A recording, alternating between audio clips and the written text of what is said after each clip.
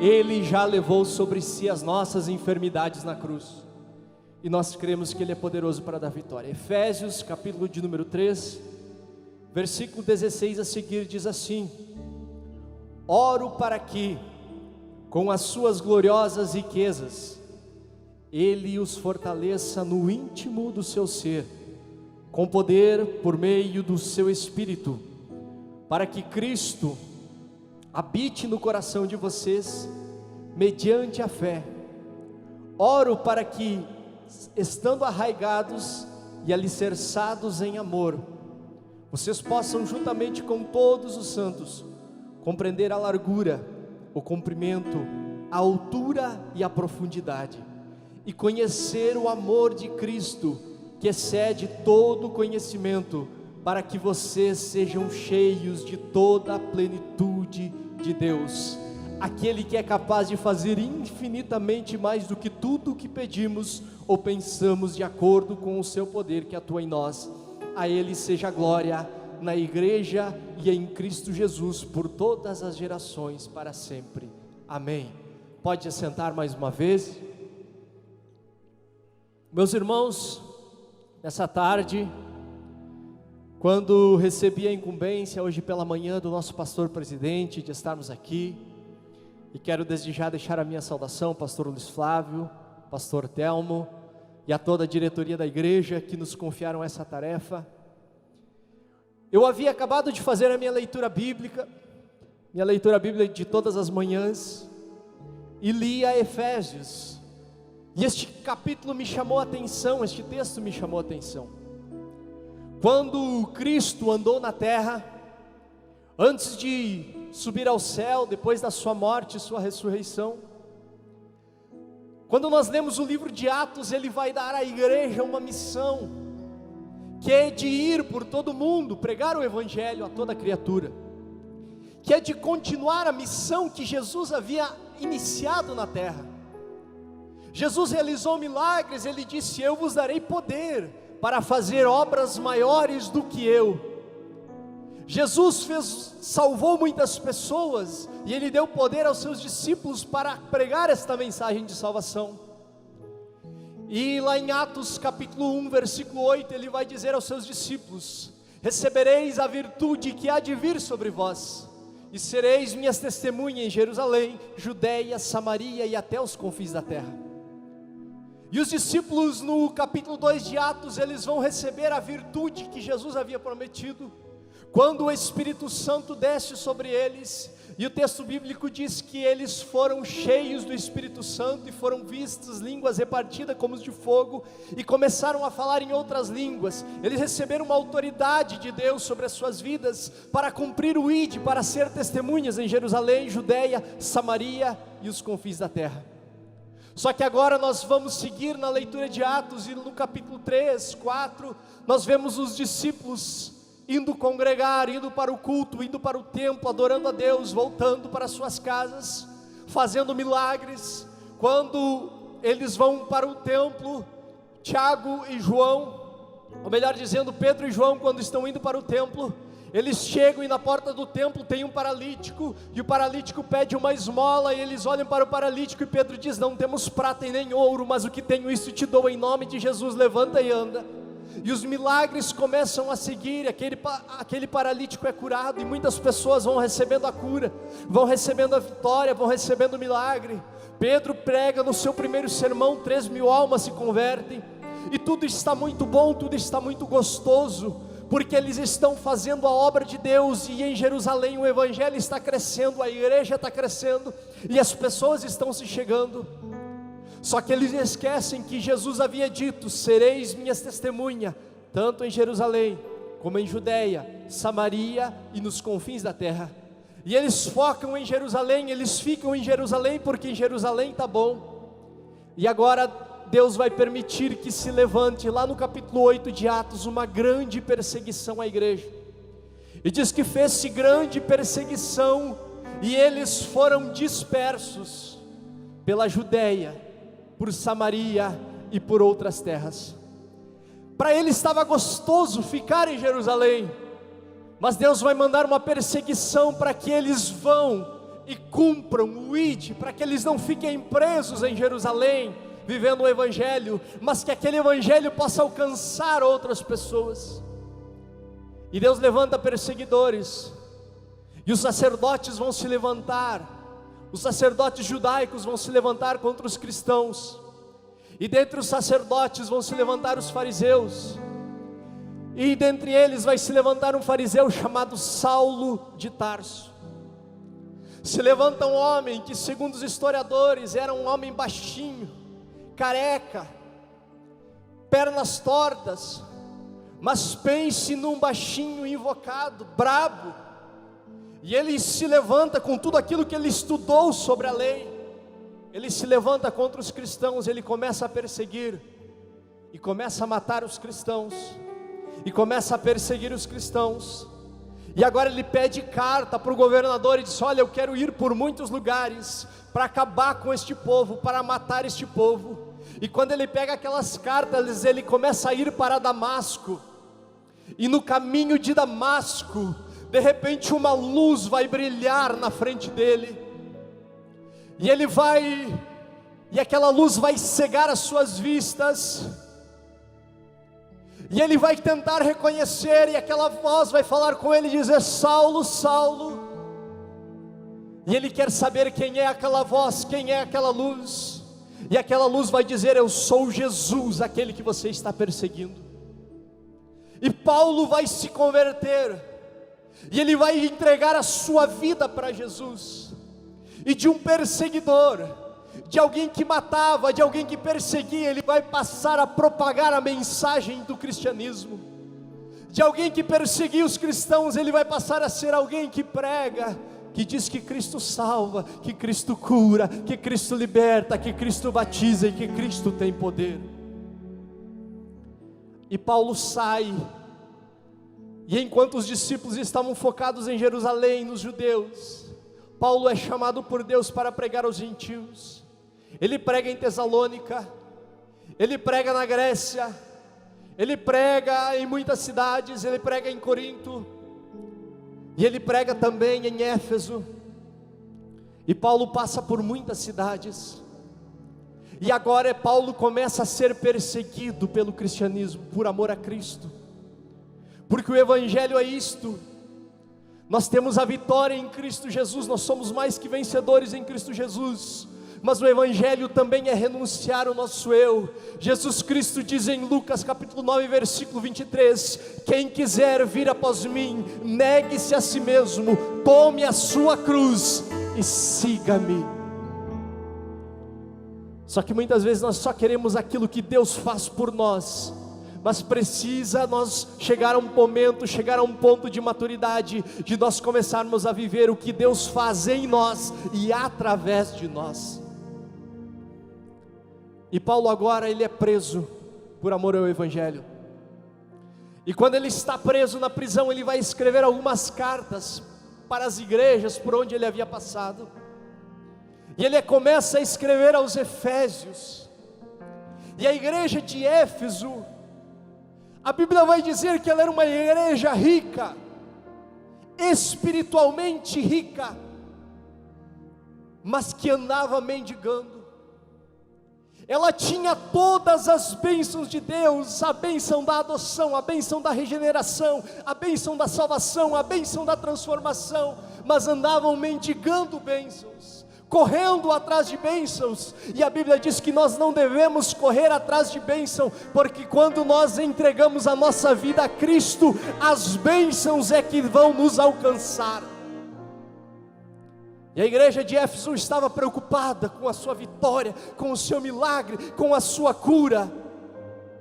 E Paulo começa a escrever para mostrar a eles quão profundas as riquezas que eles já possuíam, quão lindo era aquilo que eles já tinham, a intimidade com Deus, a bondade de Deus manifesta, e tudo aquilo que Deus já havia dado para eles. E nós, quando começamos a ler os primeiros capítulos de Efésios, nós vamos ver quão lindo é o plano de Deus, quão lindo é o amor de Deus, quão lindo é o fato de sermos escolhidos por Ele, para estarmos aqui, para adorar a Ele. E agora no final do capítulo de número 13, ele vai fazer uma oração, e ele vai escrever a oração para a igreja de Éfeso, e ele diz: eu oro. E na oração ele vai fazer 5 pedidos, porque ele sabe que eram 5 coisas que os seus filhos espirituais, que a igreja estava precisando. E o primeiro pedido dele era: eu oro para que o Deus, com as suas gloriosas riquezas, fortaleça o seu interior com o seu Espírito Santo. Eu vejo aqui a primeira necessidade da igreja de Efésios, dos irmãos Efésios, da igreja de Éfeso, era um fortalecimento no seu interior, porque muitas vezes nós sorrimos da boca para fora, muitas vezes nós mostramos que está tudo bem da boca para fora, muitas vezes quem olha para você e vê a sua vida, vê tudo que você conquistou, vê a sua família, não sabe a dor que está aqui dentro. Mas o Senhor é aquele que conhece, que tem os seus olhos como chama de fogo. Ele vê o que está no interior, e Ele diz: eu oro para que o Espírito Santo fortaleça o interior, porque talvez por fora você esteja bem, mas por dentro Deus sabe que você está acabado, Deus sabe que você está emocionalmente fraco, Deus sabe quantas noites você tem chorado, e Ele diz: eu oro, porque Deus é poderoso para fortalecer o interior de vocês.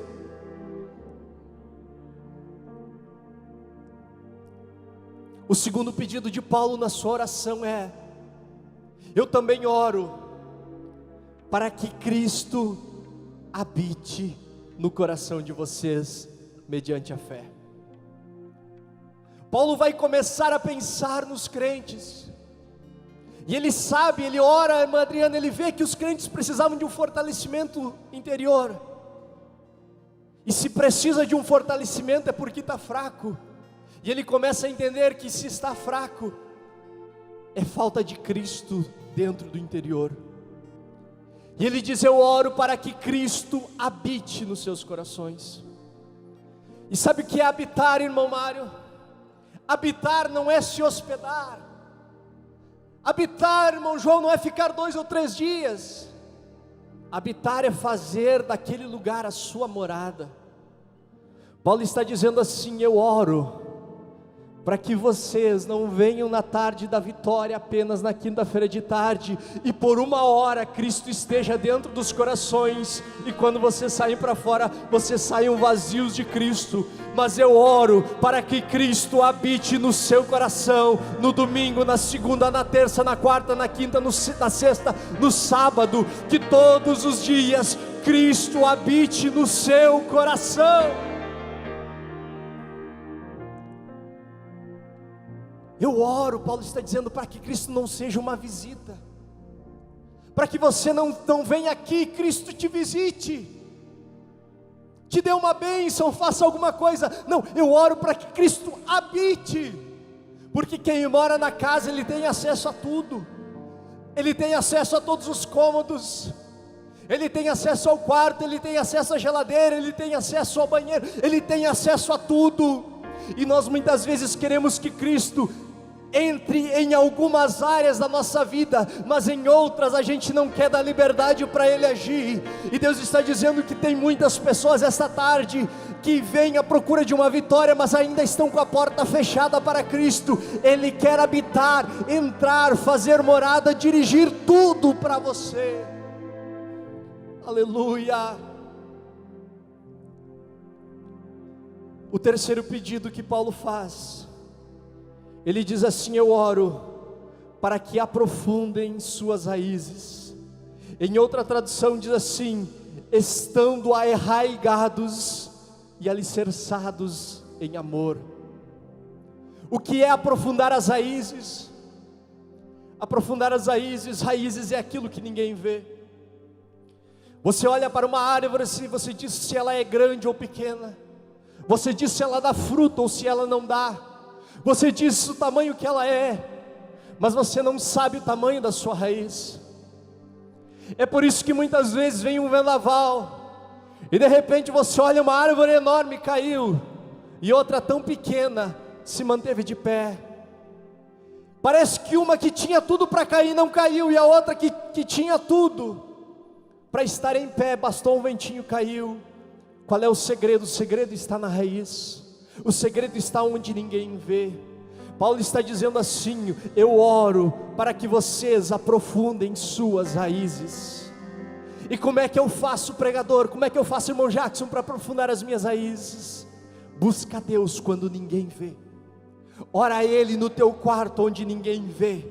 Usa aquele momento que você tem de folga, que talvez você ocupa com as redes sociais, falando com alguém, para ler a palavra de Deus no momento que ninguém vê. Raiz não é vista diante dos homens, os homens veem frutos, mas o Senhor, Ele conhece a raiz. Te aprofunda em Deus, leia a Bíblia, ore, fale com Deus, leve Deus para o teu secreto, porque Ele quer intimidade contigo, e Ele precisa que você aprofunde as suas raízes.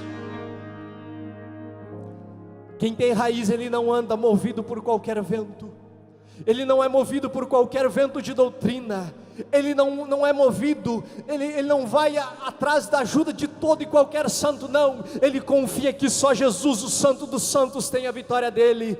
Aleluia, bendito seja o nome do Senhor.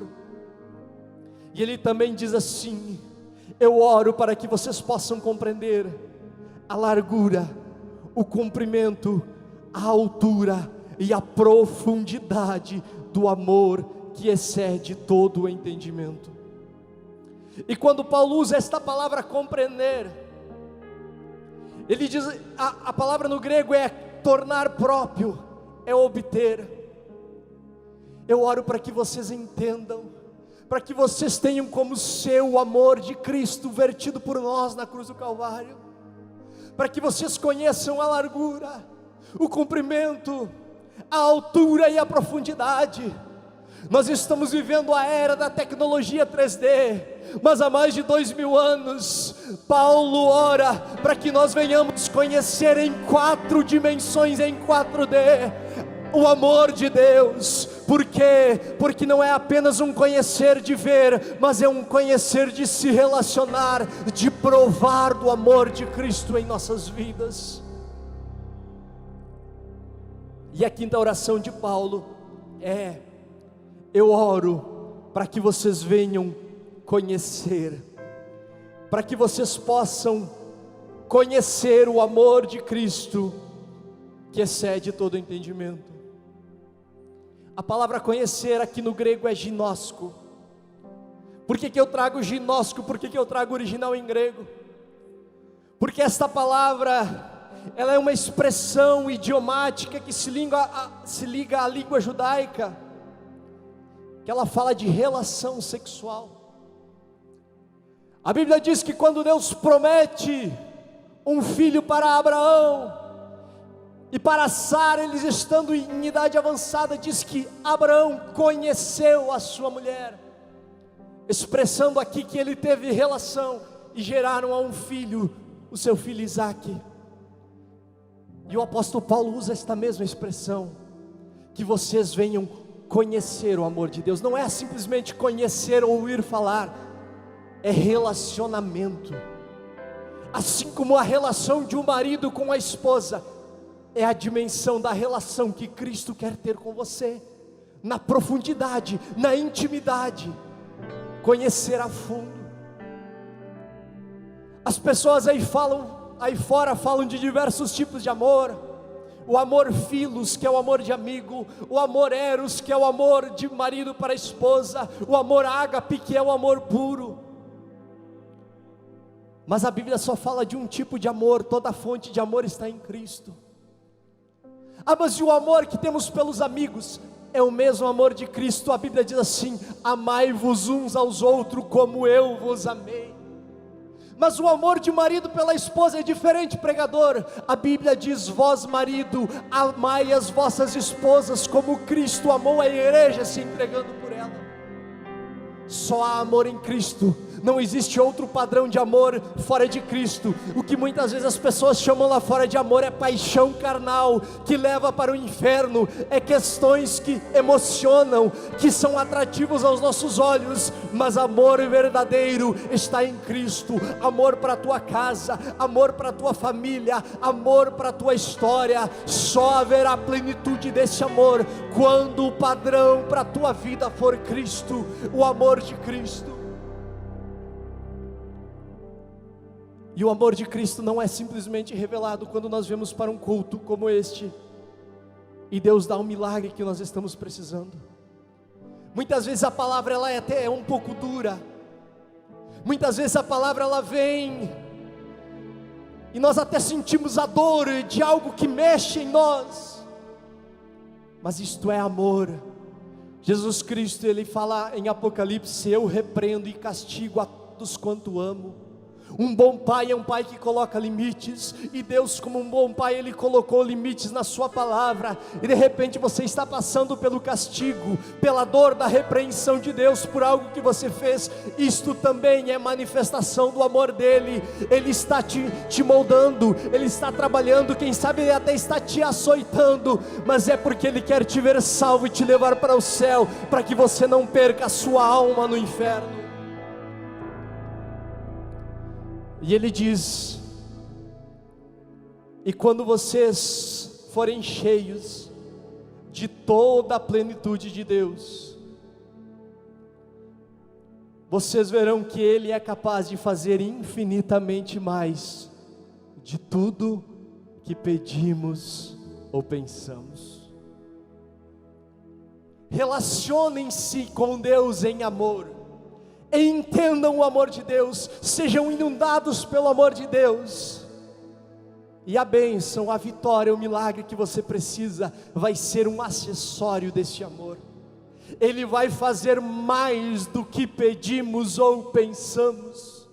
Ele vai agir muito maior. Você veio pedindo algo, Ele é poderoso para dar muito mais. A tua vitória virá em dobro, em triplo, muitas vezes mais. Mas pense em se relacionar com Ele. A Bíblia diz: buscai primeiro o reino do céu e a sua justiça, e todas as demais coisas vos serão acrescentadas. Mas o que Jesus está dizendo é: foca no principal. Olha no principal, o principal é Jesus. Leva Jesus para a tua casa, leva Jesus para a tua vida, e todo o resto Ele é poderoso para fazer por você. Porque Ele age, Ele opera, Ele nos surpreende. Quando eu li esta palavra, eu me lembrava quando eu participava lá do culto da vitória lá em Santa Rosa. Era na quinta-feira de noite, e eu tocava teclado no conjunto, na banda Zaf, e todas as quintas nós ia para o culto, e eu nunca fui muito de cantar. E eu havia começado a namorar fazia uns 3, 4 meses com a minha esposa, a Késia. E numa quarta-feira antes do culto, o nosso líder da banda, ele disse: Jackson, eu quero que amanhã você ministre um louvor. Eu quero que você e a Késia cantem, e você faça uma ministração. E foi a primeira vez que eu e a Késia cantamos na igreja. E até hoje eu não me considero cantor, nós não nos consideramos cantor. Deus tem nos usado muito mais em outras áreas, tanto de liderança, quanto de pregar a palavra de Deus. Mas nós resolvemos cantar aquele dia, e nós fomos para o culto, e nós cantamos e ministramos, e eu ministrei aquele louvor.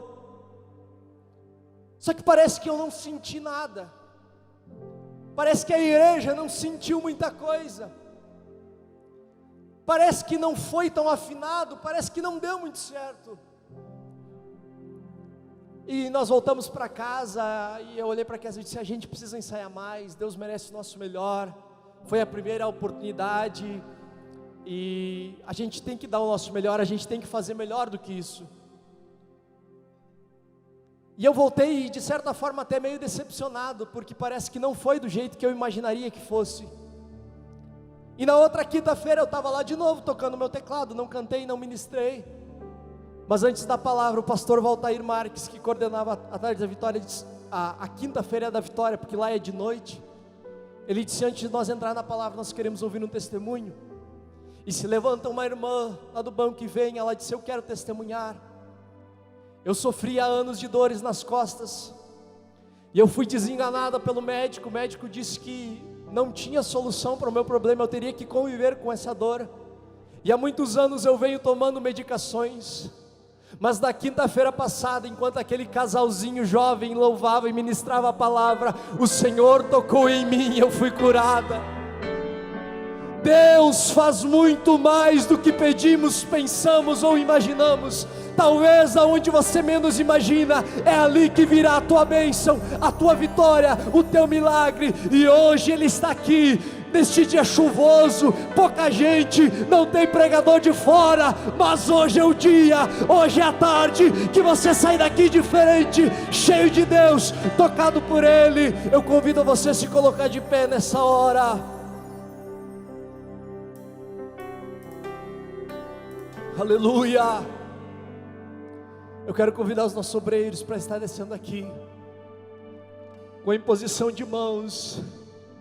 E você que quiser estar passando aqui no corredor, respeitando o distanciamento, os irmãos estarão aqui na frente impondo as mãos. E nós cremos que através da oração, Deus é poderoso para te dar vitória.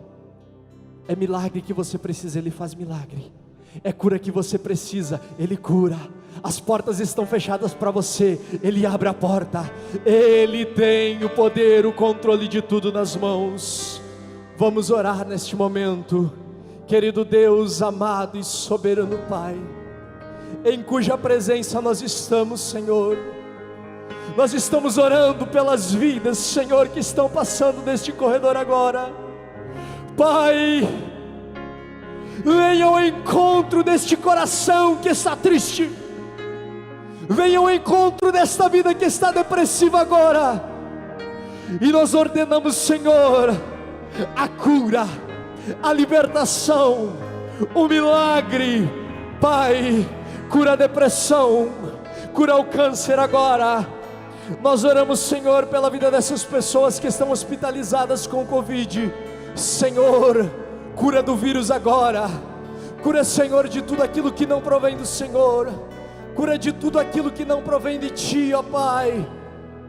E que os Teus filhos vão recebendo a Tua bênção, o Teu milagre, a vitória de Deus para a Tua vida, para a Tua casa, para a Tua história. Senhor, através da autoridade que há na imposição das mãos dos nossos obreiros agora, nós ordenamos, Senhor, o milagre, a vitória de Deus. Senhor, onde houver uma vida precisando, que seja alcançada por Ti, pelo Senhor.